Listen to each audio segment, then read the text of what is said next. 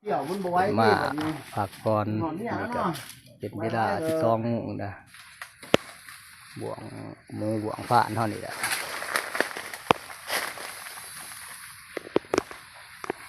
ในตอนนี้เป็นเวลา5 โมงละเฮายายกันให้นางกุ้งหมกค้างแน่นางคล้องแน่ยายกันเป็นคำจนเมิดกำลังเห็นอันนี้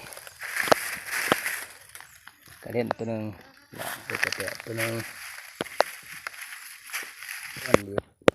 พวกน้ำค่ำเพราะว่าเพิ่นจัดนกทั้งกระเด็นทั้งนกกระแตะตอนนี้เขาลงมา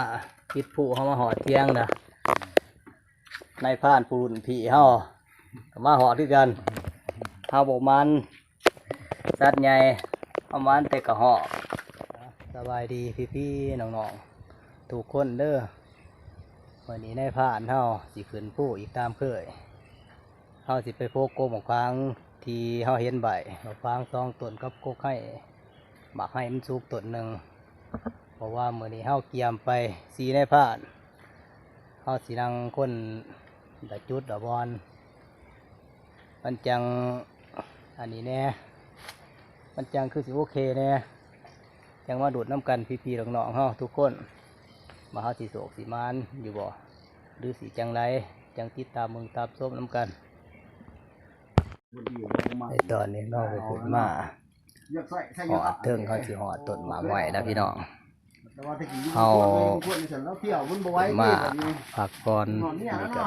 เป็นเวลา12 โมงนะเขาลังไปกินข้าวก็น่าจังสิขึ้นไปพบต้นหมากไม้ต้นมะพร้าวต้องเห็นใบตามคำเขาสินังรักยิ่งกับหอกระแตได้กันละ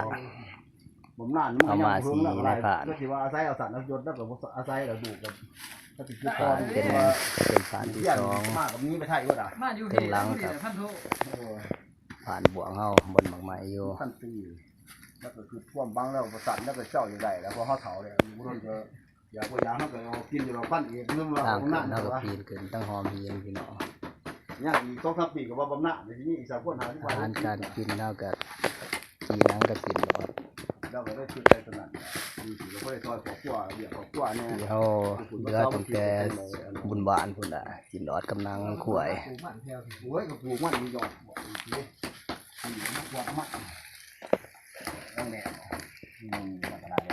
มาจะคืนหนึ่งตั้งในผ่านเฮาขึ้นมาหอดบอลผ่านบ่วงผ่านบอลหมักไหมเฮาสิโฟกต้นมะพร้างเดี๋ยวนี้3 คำเฮามายามบ่วงก่อนบ่วงเฮาถือลี่พี่น้องอยู่เถิงหวานของอยู่เถิงในผ่านเฮากำลังเดี๋ยวลงมา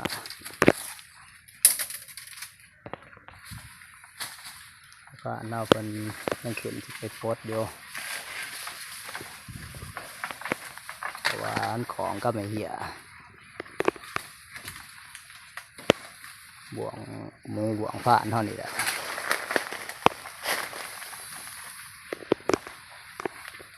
ในผ่านเราเป็นหอดโตแล้วพี่น้องตั้งเป็นสิโพสเพราะว่าอันไปทับที่ถึง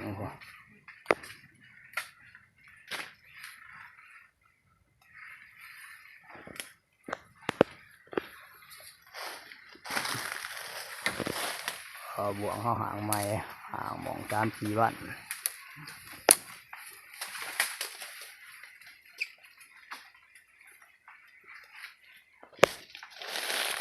เป็นโพสลงมาเดี๋ยวยังต้มกันต่ออีก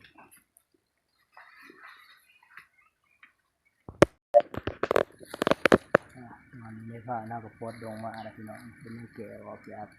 เลี้ยงเสียค้ามันอยู่เลยก็หนองทรายผ่านไม้เพราะว่าขวนหัวใจของนายผ่านนั่นนี่หนองทรายพวกนี้เพิ่นกำลังมาแต่เพิ่นละพี่น้องไปทำงานเพราะว่าเพิ่นไปทำงานก็มีความหวังอยากให้เดือนเฮ็ดซ่านเพิ่น กันสีมาหน้าหมายมาผู้มาพาหากินธรรมศาสตร์บ่ขืนหนาปันไดของในอินตามดวงเป็นไม่ไปทำงานเป็นกำลังลงมาบ่พอ2-3วันดอกเผามาหาอ้ายเผาขึ้นผู้ก็ในใจมักจังรุ่นกันต่อต้นหมากไม้เฮาพุ่นละพี่ๆน้องๆเฮาในตอนนี้เป็นเวลา5 โมงละเฮายายกันไอ้นางกุ้งหมกพางแน่นางคล้องแน่ยายกันเป็นคำจนเมิด3-4ในผ่านเฮา4 หมองเฮาพากันพบยังคอยดูดน้ำกันต่อไป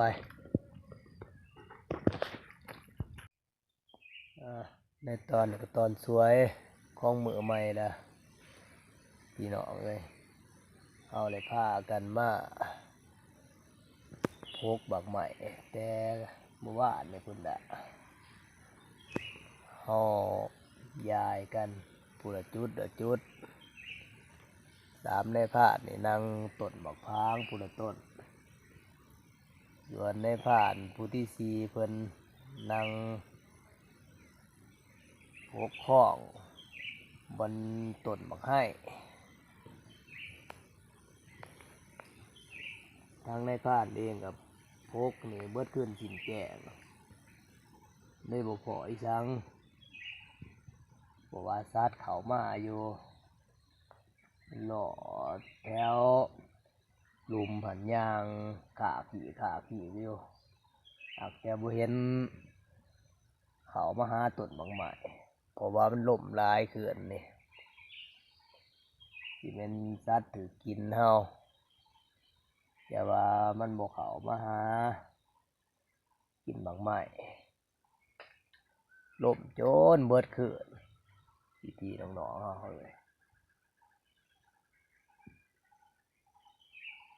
ตั้งแต่ไปรุ่นน้ำ3 ในผ่านเพิ่นพุ่นนะเพราะว่า2 ในผ่านนี่อยู่รุมส่วนในผ่านดุนผีเฮาเพิ่นไปนั่งอยู่เถิงพุ่นปันนี้ยังบ่ทันลงมาเลยตอนนี้ในผ่านเฮาก็สิลงไปหาเพิ่นอยู่รุมพุ่นน่ะ2 ในผ่านเพิ่นท่าอยู่พุ่นเพราะว่าเพิ่นพกบักให้อยู่พุ่นท่ายังไปเพาะกันอยู่พุ่นละยังไปเบิ่งไปส้มกันอยู่พุ่นปัญหาว่าในผ่านเพิ่นหมานเพิ่นโศกในตอนนี้เฮาก็ย่างลงมาไก่สิฮอดในผ่านเพิ่นน่ะอยู่ผ่านลุมอากาศตอนนี้ก็บ่เปลี่ยนใจเป็นไรขึ้นผ่าขึ้นพ้นขึ้นนี่ก็ล่มเบิดขึ้นจนแจ้งมาตอนเสาร์มาขึ้นนี่พี่น้องเด็ดคือพ้นสิตกแต่มื้อนี้คือสิบ่ฮ้อนดอกเพราะว่ามันขึ้นคันพ้นตกจะตั้งแต่หนาว3 ทีนี่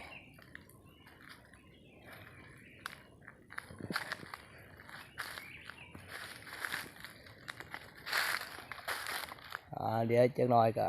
หอดในผ่านเพิ่นเพราะว่าคือจังได้ยินเสียงเพิ่นจัดนกอยู่กกให้อยู่ตอนนี้เราก็ลงมาหอดกันพี่น้องเอาลงมาเพิ่นอยู่กกให้เพิ่นพกนกอยู่กกให้เพิ่นบ่บ่มีหยังเขามาหาเพิ่นขึ้นนี่มันล่มหลายบ่มานหยังเพิ่นว่าตอนเช้ามานกเขากินบักให้เพิ่นก็เลยจัดหลายบาทเติบเพิ่นว่าตกแถวลุมจังว่านายพรานเฮากำลังสิลงไปหาเบิ่งจักสิเห็นจักโตล่ะยันถึงเอ็นบินน้ำผอมมาจักกำลังเห็นอันนี้กระเด็นตัวหนึ่ง เด็กกระแตตัวหนึง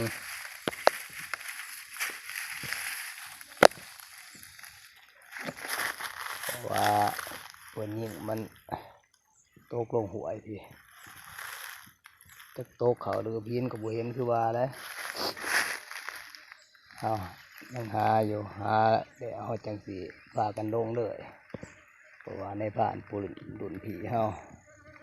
เพิ่นลงไปถ่ายอยู่รุมปุ่นเพิ่นลงลาดเบื้องนั่นแหละ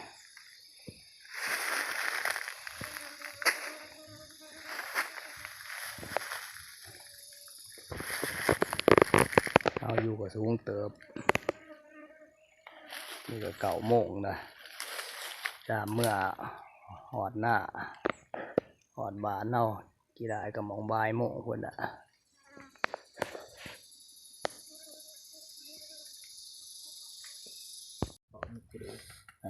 ในตอนนี้เข้ามาตั้งแต่ยามบ่วงพี่น้องเอาตอนเขาไปยามบ่วงเข้ามา4 นายพราน2 นายพรานไปยามบ่วงส่วนนายพราน2 คนอีกพวกน้ำค่ำเพราะว่าเพิ่นจัดนกทั้งกระเล่นทั้งนกกระแตนที่สิได้6 โตเพิ่นได้ตอนนั้นสีหล่อไปหาพางคุณละพากันไปพกให้นายผ่านคนหนึ่งพกข้อง2 คนพกหมกพางตอนนี้เขาลงมาคิดผู้เขามาหอดเที่ยงนะนายผ่านปูนผีเขามาหอดด้วยกันเขาบอกมันสัตว์ใหญ่เอามันแต่กระหอกเรากำลังเฮ็ดกินเขาจังสิกลับบ้านบัดนี้ ถ้า เพราะว่าลมร้าย ไม่เคยต้องเชียงของไปมันพูด สัตว์บ่เขา ถ่ายเบื่อหมิ่นพยามันแถวนี่ขออู้ขาด ข้อโอ้ยน้องหาอุด บ่ ข้อ เตี้ยก็คือ จังไดจังเที่ยวน้ำคืน2 คืนไปใหม่เด้อสระอีหมิ่นตัวนี้ หามันบ่เห็นถือกระหัดว่ามองว่ามันไปแล้วมากินมันตะคบยุมอีกเท้ยบ่อนก็ได้ห้อยต้นลงมาเพื่อนนี่อย่างแล้วลงมาต้นที่เลาะร้ายก็มือย่างเนาะ สิปีงหรือสิต้มเอาบ่